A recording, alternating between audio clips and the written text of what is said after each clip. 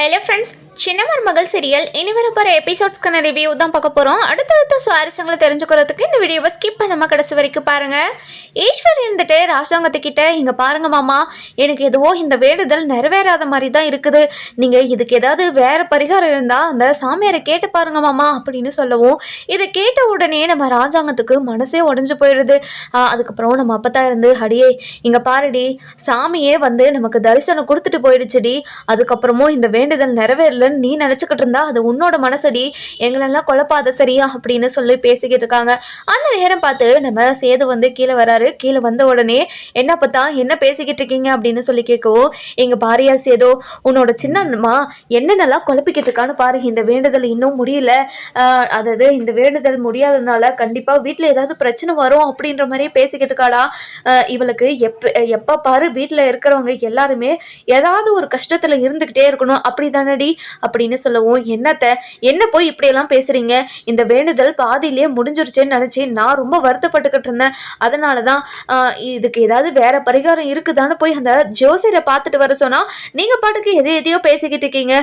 இங்க பாருங்க அத்தை, இந்த குடும்பம் நல்லா இருக்கணுன்றதுக்காக தான் இப்போ கூட நான் இதை சொன்னனே தவிர வேற எதுக்காக சொல்ல போறேன் சொல்லுங்க, இந்த குடும்பத்துக்கு நான் எதுக்காக கெடுதல் பண்ணணும் அப்படின்னு நம்ம ஈஸ்வரி இருந்துட்டு ராஜாங்கத்துக்கிட்ட கேட்கவும், ராஜாங்கம் இருந்துட்டு, இங்க பாருமா ஈஸ்வரி, நீங்க யாரும் இதை வச்சு சண்டைலாம் போடாதீங்க, அந்த முருகரே நமக்கு வந்து தரிசனம் கொடுத்துட்டு போயிட்டாரு, இதுக்கு மேல பரிகாரத்தை பண்ணலன்னு சொல்லிட்டு யாரும் வருத்தப்பட தேவையில்ல, அந்த முருகரே நம்ம பக்கம் இருக்காரு, அப்படி இருக்கிறப்ப எதுக்காக நீ வருத்தப்படணும், நடந்ததெல்லாம் நினைச்சு நீ வருத்தப்படாம அந்த முருகர் நம்ம பக்கம் இருக்காருன்னு நினைச்சு சந்தோஷப்பட்டுக்கோ சரியா அப்படின்னு சொல்லிக்கிட்டு இருக்காங்க.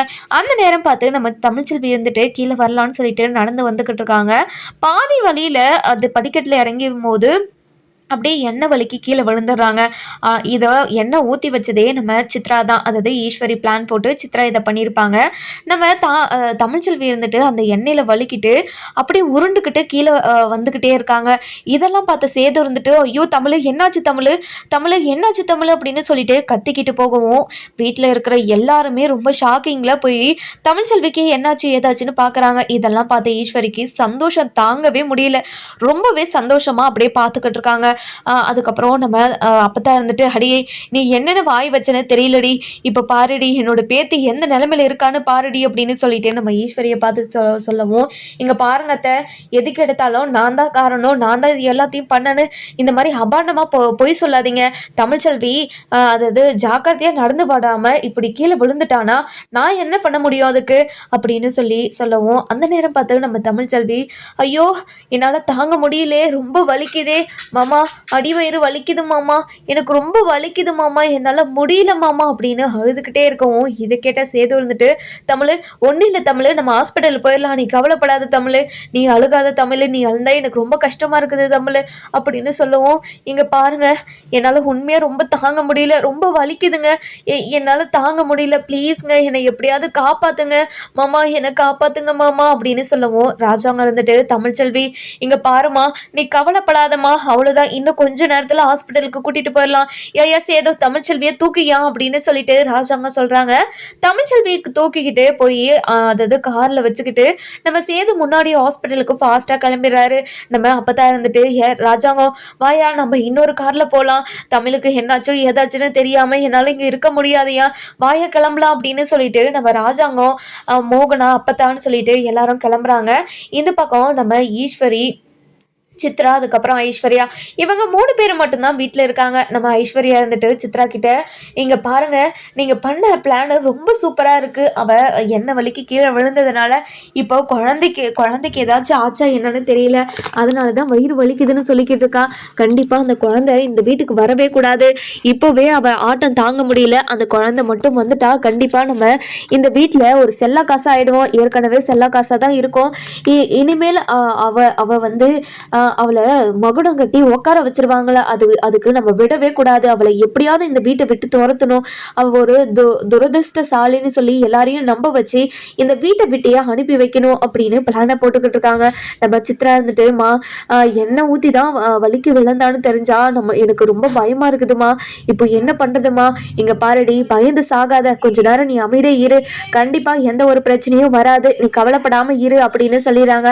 அதுக்கப்புறம் என்ன, நம்ம ராஜாங்க இருந்துட்டு ரொம்பவே பதட்டமாக ஹாஸ்பிட்டலுக்கு போய்கிட்டு இருக்கவும் அப்போ இருந்துட்டு ராஜாங்கம் தமிழ்ச்செல்விக்கு எதுவும் ஆகாதில்ல ராஜாங்கம், எனக்கு ரொம்ப பயமாக இருக்குது ராஜாங்கம், தமிழ்ச்செல்விக்கு வேற வயிற்றுல ரெட்டை குழந்தை இருக்குது, இப்போ என்ன பண்ணுறது ஏது பண்ணுறதுனே தெரியல ராஜாங்கம் அப்படின்னு சொல்லவும் இதை கேட்ட உடனே ராஜாங்கத்துக்கு ரொம்பவே ஷாக் ஆகிடுது.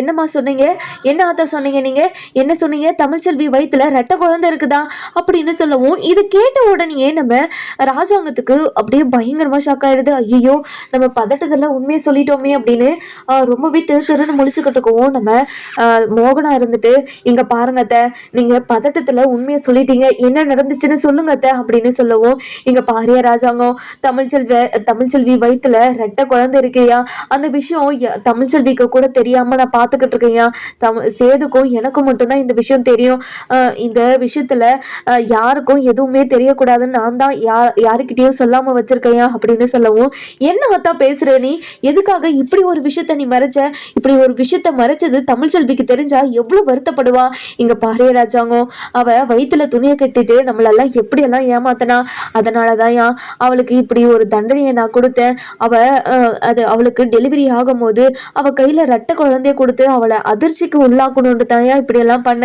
என்ன மன்னிச்சிரியா அப்படின்னு சொல்லவும் இதை கேட்ட உடனே நம்ம ராஜாங்க இருந்துட்டு இங்க பாராத்தா, நீ என்னதான் காரணம் சொன்னாலையும் நீ பண்ணது ரொம்ப பெரிய தப்பு, எதுக்காக ஆத்தா இப்படியெல்லாம் பண்ண, நீ பண்ணது ரொம்ப பெரிய தப்பு ஆத்தா அப்படின்னு சொல்லி ரொம்பவே கோபமாகவும் ஆத்திரமாகவும் பேசிக்கிட்டு இருக்காங்க. இதெல்லாம் கேட்ட நம்ம அதாவது மோகனா இருந்துட்டு சரிங்க, இப்போ தமிழ்ச்செல்விக்கு என்னாச்சுன்னு தெரியல, இப்போ ஹாஸ்பிட்டலுக்கு போயிருக்கான் சேது, இப்போ என்ன சொன்னாங்க ஏது சொன்னாங்கன்னு கூட தெரியல, நம்ம ஃபோன் பண்ணி பார்க்கலாமா அப்படின்னு கேட்கவும் இல்லை மோகனா, நம்ம நேரில் போயே பார்த்துக்கலாம், நீ கவலைப்படாத அப்படின்னு சொல்கிறாங்க.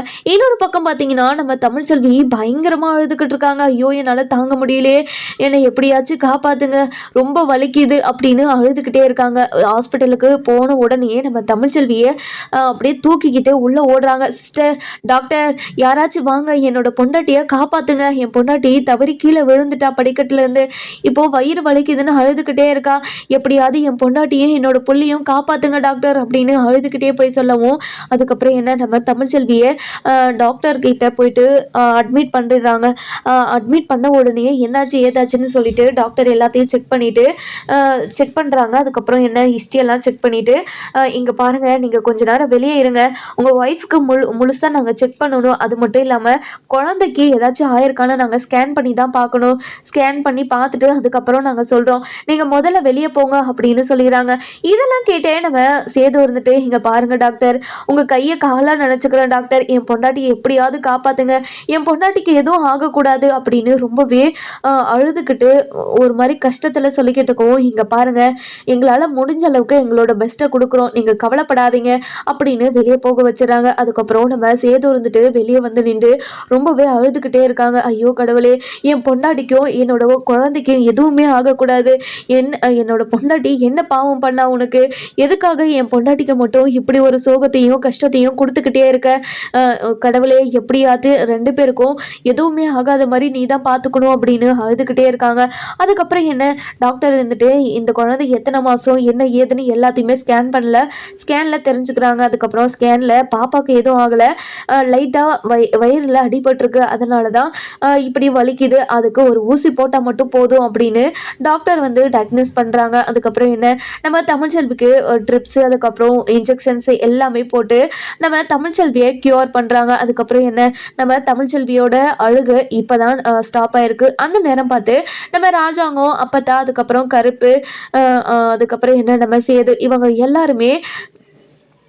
எல்லாருமே சேதுவை பார்க்கறதுக்காக வராங்க. வந்த உடனே ராஜாங்க இருந்துட்டு ஐயா சேது இப்போ தமிழ்ச்செல்வி எப்படியா இருக்கா அப்படின்னு சொல்லி கேட்கவும் இங்க பாருங்கப்பா, தமிழ்ச்செல்விக்கு என்னாச்சு ஏதாச்சுன்னு இன்னும் டாக்டர் எதுவுமே சொல்லலப்பா, எனக்கு ரொம்ப பயமா இருக்குது, இது வரைக்கும் அழுதுகிட்டே தான் இருந்தா, இப்போதான் அவள் அழுகையே நிப்பாட்டியிருக்கா, என்னாச்சு ஏதாச்சுன்னே எனக்கு தெரியலப்பா, எனக்கு ரொம்ப பயமா இருக்கு, அவளுக்கு ஏதாச்சும் ஆயிடுமாப்பா அப்படின்னு சொல்லவும் இதை கேட்ட உடனே நம்ம ராஜாங்க இருந்துட்டு இங்க பாரியா சேது, அந்த முருகர் நம்ம பக்கம் இருக்கா, நீ கவலைப்படாத, தமிழ்ச்செல்விக்கு எதுவுமே ஆகாது, நீ கவலைப்படாம இரியா அப்படின்னு சொல்லிடுறாங்க.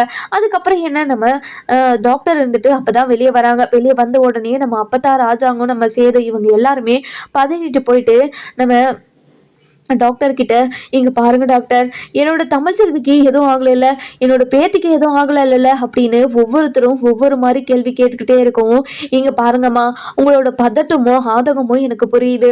வயித்துல ரெட்டை குழந்தைய வச்சுக்கிட்டு அவ எப்படி அதாவது குழந்தைகளுக்கு எதுவும் ஆகலையா அப்படின்னு நீங்க ரொம்பவே ஆர்வமா தான் இருப்பீங்க. நீங்க கவலையே படாதீங்க. பாப்பாக்கு உள்ள இருக்க பாப்பாக்கு எதுவுமே ஆகலை.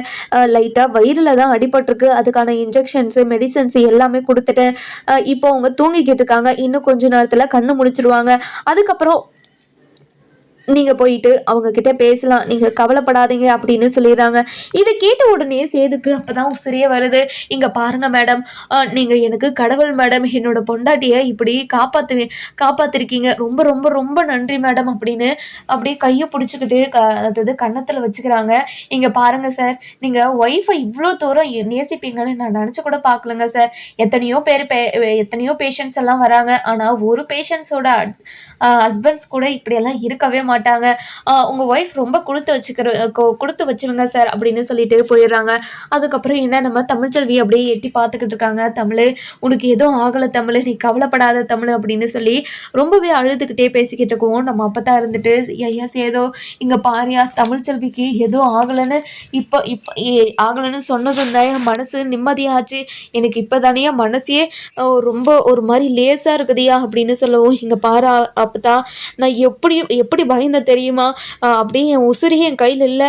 அந்த அளவுக்கு நான் ரொம்ப பயந்துட்டேன். அப்பதான் தமிழ்ச்செல்விக்கு மட்டும் ஏதாச்சும் ஆயிருந்துச்சுன்னா நான் உசுரோடே இருந்திருக்க மாட்டேன். நான் அப்படியே போய் சேர்ந்திருப்பேன் அப்படின்னு சொல்லவும், இங்க பாரியா சேதோ, இந்த மாதிரிலாம் பேசக்கூடாது. இப்படி ஒரு சூழ்நிலை வந்தாலையும் இந்த மாதிரி மட்டும் நீ பேசவே கூடாது. எதுக்காக இப்படியெல்லாம் பேசுற? இப்படி பேசுறது ரொம்ப பெரிய தப்பு, சரியா? இனிமே இப்படி பேச மாட்டேன்னு என்கிட்ட சத்தியம் பண்ணு அப்படின்னு சொல்லி நம்ம அப்பதான் கேட்கவும், இங்க பாருங்க அப்பத்தா, தமிழ்ச்செல்வி மட்டும் இந்த உலகத்துல இல்லைன்னா கண்டிப்பா நான் உசுரோடு இருக்கவே மாட்டேன். இதுதான் உண்மை. இனிமே எந்த இடத்துலையும் இனிமே யார்கிட்டையும் இப்படியெல்லாம் சொல்ல மாட்டேன். என்னை மன்னிச்சிருங்க அப்பத்தா அப்படின்னு சொல்லவும், ராஜாங்க இருந்துட்டு, எங்க பாரியா சேது, அப்பத்தா அது ஆத்தா சொன்ன மாதிரி நீ எந்த சமயத்திலுமே எந்த சூழ்நிலையுமே இப்படி ஒரு வார்த்தையை நீ யூஸ் பண்ணவே கூடாது, சரியா அப்படின்னு சொல்லிடுறாங்க. அதுக்கப்புறம் நம்ம சேது இருந்துட்டு, சரிங்கப்பா அப்படின்னு சொல்லவும், நம்ம மோகனா இருந்துட்டு, சேது, தமிழ்ச்செல்வி கண்ணு முழிச்சாலா இல்லையான்னு பாருப்பா, நம்ம போய் பார்த்துட்டு வரலாம் அப்படின்னு சொல்றாங்க. அதுக்கப்புறம் என்ன, தமிழ்ச்செல்விக்கு கை காலெல்லாம் அசையறத பார்த்துட்டு, சின்னம்மா, இது தமிழ்ச்செல்வியோட கை காலெல்லாம் அசையுது, அப்போ அவ கான்சியஸ்க்கு வந்துட்டா, நம்ம போலாம் உள்ள வாங்க அப்படின்னு சொல்லிட்டு உள்ள கூட்டிட்டு போறாங்க.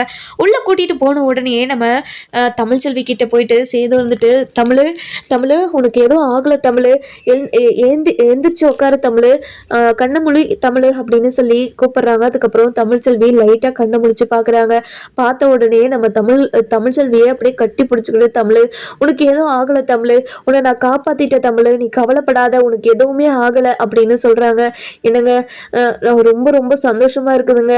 என்னோட குழந்தைக்கு ஏதாச்சும் ஆயிடுமோன்னு நினைச்சு நான் ரொம்ப பயந்துட்டேன் தெரியுமா. இங்க பாரு தமிழ், குழந்தைக்கு எதுவுமே ஆகலை. எனக்கும் அப்பதான் உசுரே வந்துச்சு. நீ கீழே விழுந்துட்டேன்னு தெரிஞ்ச உடனே எனக்கு அப்படியே நெஞ்சே வெடிச்சிருச்சு தமிழ், நீ கொஞ்சம் பார்த்து வந்திருக்கலாம்ல தமிழ் அப்படின்னு சொல்லவும், இல்லைங்க நான் பார்த்து தான் வந்தேன், கீழே யாரோ எண்ணெயை ஊற்றி வச்சிருக்காங்கங்க, அதனால தான் நான் வலிக்கிட்டு கீழே விழுந்துட்டேன், என்னால் அது பேலன்ஸ் பண்ண முடியலங்க அப்படின்னு சொல்கிறாங்க. என்ன ஊற்றி வச்சுருந்தாங்களா, எனக்கு ஒன்றும் புரியல, படிக்கட்டில் யாரும் எண்ணெயை ஊற்றி வைக்கிறது அப்படின்னு சொல்லி கேட்கவும், இதெல்லாம் கேட்டுக்கிட்டு இருந்தேன். நம்ம அப்பதான் இருந்துட்டு, வேற யாரா ஊத்திருப்பாங்க, உன்னோட சின்னம்மா தான் ஊத்திருப்பாங்க. இந்த குடும்பத்துல இருக்கிறவங்க யாருமே நல்லா இருக்கக்கூடாதுன்னு நினைக்கிறவ அவ மட்டும்தானே, கண்டிப்பா அவ தான் இது எல்லாத்தையும் பண்ணியிருப்பா அப்படின்னு சொல்றாங்க. இதை கேட்ட உடனே நம்ம சேது இருந்துட்டு, இங்க பாருங்க அப்பதான், இது மட்டும் நீங்க சொல்றது உண்மையா இருந்துச்சுன்னா கண்டிப்பா அவங்கள நான் சும்மாவே விட மாட்டேன், அவங்கள கண்டிப்பா ஏதாச்சும் பண்ணியே ஆகுவேன் அப்படின்னு நம்ம சேது இருந்துட்டு அப்பதா கிட்ட சொல்லவும், அப்பதான் இருந்துட்டு, இங்க பாரியா சேது, இந்த குடும்பம் ஒத்துமையா இருக்கணுன்றதுக்காக தான் இப்பதான் நம்ம கோவிலுக்கு போயிட்டு வந்தோம், நீ இது எதுவுமே பெருசுப்படுத்தாத, இனிமே நம்ம ஏதாச்சும் நடந்தா பார்த்துக்கலாம். இங்க பாருங்க அப்பதான், இனிமே ஏதாச்சும் நடந்தா பார்த்துக்கலாம்னா, இனிமே ஏதாச்சும் பெருசா நடந்துருச்சுன்னா என்ன பண்றது, இப்பவே அவங்கள கண்டிச்சு வச்சா மட்டும்தான் இனிமே எதுவுமே நடக்காத மாதிரி நம்ம பார்த்துக்க முடியும். இதை அப்படியே விட்டுட்டா அவங்களுக்கு இன்னும் தைரியமாயிடும், அவங்க தான் எதுவும் கண்டுபிடிக்கலையே, நம்ம இன்னும் ஏதாச்சும் பண்ணலாம் அப்படின்னு சொல்லிட்டு தோணி அவங்க பண்ண ஆரம்பிச்சிருவாங்க. இங்க பாரு அப்பதான், நான் விடவே மாட்டேன். ராஜாங்க இருந்துட்டு, இங்க பாராத்தா, எப்படி சும்மா விட சொல்ற, அதாவது படிக்கட்டுல எண்ணெய் ஊத்துனவங்க உசுர கூட எடுக்க துணிவாங்கன்னு துணிய மாட்டாங்க அவங்க. இப்படி இப்படி ஒரு கேவலமான வேலை பண்ணியிருக்கவங்களுக்கு தண்டனை கொடுத்தே ஆகணும்ல. தப்பு பண்ணவங்களுக்கு தண்டனை கொடுத்தே ஆகணும், அதுதான் நியாயம் அப்படின்னு சொல்கிறாங்க. இதெல்லாம் கேட்ட மோகனா இருந்துட்டு, என்னங்க இப்போதான் நம்ம போய் கோவிலுக்கு சாமியை கும்பிட்டு வந்தோம், அதுக்குள்ளே சண்டை போடணுமாங்க, வேண்டாங்க அப்படின்னு சொல்லவும் இதை கேட்டுக்கிட்டு இருந்தேன். நம்ம அதாவது சேது இருந்துட்டு, இங்கே பாருங்க சின்னம்மா, இந்த விஷயத்தில் யார் என்கிட்ட சொன்னாலையும் யார் என்ன பேசினாலையும் என்னால் இதை ஏற்றுக்கவே முடியாது. கண்டிப்பாக நான் இதை ஏற்றுக்கவும் மாட்டேன். நீங்கள் இதை பற்றி என்கிட்ட பேசவே பேசாதீங்க அப்படின்னு சொல்லிடுறாங்க. அதுக்கப்புறம் என்ன, நம்ம சேது இருந்துட்டு ரொம்பவே கோவமா இருக்கவும் நம்ம தமிழ்ச்செல்வி இருந்துட்டு, இங்கே பாருங்க அவங்க தான் என்ன ஊற்றுனாங்கன்னு நமக்கு தெரியாது இல்லைங்க, தெரியாமல் நம்ம எதுவுமே பேசக்கூடாது. இப்போ போயிட்டு அவங்க கிட்ட நீங்கள் தானே எண்ணெயை ஊற்றுனதுன்னு கேட்டால் அவங்க என்ன பதில் சொல்ல போகிறாங்க? எனக்கு எதுவும் தெரியாது, நான் தான் பண்ணேன்னு சொல்கிறதுக்கு உங்களுக்கு ஆதாரம் ஏதாச்சும் இருக்குதான்னு கேட்பாங்கங்க. அதனால் ஆதாரம் எதுவும் இல்லாமல் அவங்கக்கிட்ட நம்ம பேச முடியாதுங்க. இந்த விஷயத்தை அப்படியே விடுங்க, நம்ம பார்த்துக்கலாம் அப்படின்னு நம்ம தமிழ்ச்செல்வி சொல்லவும், இல்லை தமிழ், இந்த விஷயத்தை நான் சும்மாவே விட மாட்டேன். நான் அது வீட்டு ஹாலில் மட்டும் கேமரா வச்சுருக்கேன், அது உனக்கு தெரியாதா அப்படின்னு சொல்லவும், இதை கேட்ட உடனே நம்ம தமிழ்ச்செல்விக்கு பயங்கரமாக ஷாக் ஆகிடுது.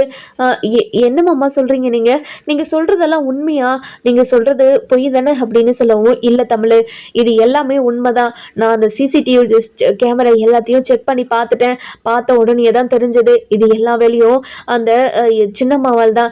சின்னம்மா ஐடியா கொடுத்து தான் சித்ரா இது எல்லாத்தையும் பண்ணியிருக்கா. சித்ரா பண்ணதை நான் பார்த்துட்டேன். சரி, உன்னை ஹாஸ்பிட்டலுக்கு கூட்டிகிட்டு வந்து உன்னை வீட்டுக்கு கூட்டிகிட்டு போனதுக்கப்புறம் ஏதாச்சும் அவங்கள ஏதாவது பண்ணலான்னு சொல்லிட்டு வந்துட்டேன். உனக்கு என்னாச்சு ஏதாச்சுன்னு தெரியாமல் நான் ரொம்ப பதறி போயிட்டேன் தெரியுமா அப்படின்னு சொல்லவும், இதை கேட்ட உடனே நம்ம ராஜாங்க இருந்துட்டு, என்னையா செய்து சொல்கிற, நீ சொல்கிறதெல்லாம் உண்மையா? இது எல்லாத்துக்கும் காரணம் அந்த ஈஸ்வரி தானா? அந்த ஈஸ்வரியை இன்னைக்கு சும்மாவே விடுறதில்ல, ஏதாச்சும் அவளை பண்ணியே ஆகணும் அப்படின்னு சொல்லிட்டு நம்ம ராஜாங்க இருந்துட்டு கோவமாக பேசுவோம். அந்த நேரம் பார்த்து நம்ம டாக்டர் வந்துடுறாங்க. வந்த உடனே தமிழ்ச்செல்வி கிட்ட, எங்க பாருமா, இப்போ எப்படி இருக்கு வயிறு வலி, இப்போ நல்லா இருக்கா, பாப்பாவோட அசைவு எல்லாமே தெரியுதா உனக்கு அப்படின்னு சொல்லி கேட்கவும், மேடம் எனக்கு எல்லாமே தெரியுது, எனக்கு ஒரே ஒரு டவுட்டு தான் மேடம், எனக்கு 2 பக்கமும் அசைவு இருந்துக்கிட்டே அது எதுக்குன்னு தான் எனக்கு ஒன்றுமே புரியல டாக்டர் அப்படின்னு சொல்லவும், இதை கேட்டுக்கிட்டு நம்ம அப்பதான் இருந்துட்டு, டாக்டர் நான் அவகிட்ட சொல்லி புரிய வச்சுக்கிறேன், நீங்கள் போங்க டாக்டர் அப்படின்னு சொல்லி டாக்டரையே ஏதேதோ சொல்லி அனுப்பி வச்சிடறாங்க. அதுக்கப்புறம் நம்ம அப்பதான் இருந்துட்டு தமிழ்ச்செல்வி கிட்ட, எங்க பாரு தமிழ், என்ன நீ எதுக்காக இப்படி டாக்டர் கிட்ட தெரியாத மாதிரியே பேசிக்கிட்டு, நீயே டாக்டருக்கு படிக்கிற, அப்படி இருக்கும்போது நீ டாக்டர் கிட்ட கொஷின் எல்லாம் கேட்கக்கூடாது. இங்க பாருங்க அம்மாச்சி, நான் என்ன சொல்றேன்னா, அதாவது கேள்வி கேட்டா பதில் தெரிஞ்சுக்கிறதுக்காக தானே கேட்பாங்க. எனக்கு தெரிய வேண்டிய கேள்விக்கு நான் ஒரு ஆன்சரை தெரிஞ்சு வச்சுக்கணும்ல, அதனால தான் இது எல்லாத்தையும் கேட்டேன். அவங்க தான் எதுவும் சொல்லிட்டு போலியே, ஏன் சொல்லிட்டு போல அவங்க அப்படின்னு சொல்லி கேட்கவும், இது கேட்ட உடனே நம்ம ராஜாங்க இருந்துட்டு ரொம்பவே சந்தோஷமா, இங்க பாருமா தமிழ்ச்செல்வி, நீ உனக்கு எதுவும் ஆகலை, குழந்தைக்கும் எதுவும் ஆகலைன்னு தெரிஞ்ச உடனே நான் எவ்வளோ சந்தோஷப்பட்டேன் தெரியுமா? நீ கீழே விழுந்த அடுத்த நிமிஷம் எங்கள் வீட்டில் இருக்கிற எல்லாருக்குமே நெஞ்சில் இடிய விழுந்த மாதிரி ஆயிடுச்சு. நீ கவலைப்படாதம்மா, உனக்கு இனிமே எதுவுமே ஆகாது அப்படின்னு சொல்கிறாங்க. நம்ம அது கருப்பு இருந்துட்டு, இங்கே பாரு தங்கச்சி, உனக்கு எதுவும் ஆகாது, உன்னை எதுவுமே ஆக விடாமல் கண்டிப்பாக என்னோட மாப்பிள்ளை பார்த்துப்பா, நீ கவலைப்படாத அப்படின்னு சொல்கிறாங்க. டாக்டர் இருந்துட்டு, இங்க பாருங்க தமிழ்ச்செல்வியை இன்னைக்கே டிஸ்சார்ஜ் பண்ணிடலாம், இப்போவே கூட நீங்க பண்ணிட்டு போயிடலாம், உங்களுக்கு என்ன வசதியோ அதை சொல்லுங்க அப்படின்னு சொல்றாங்க.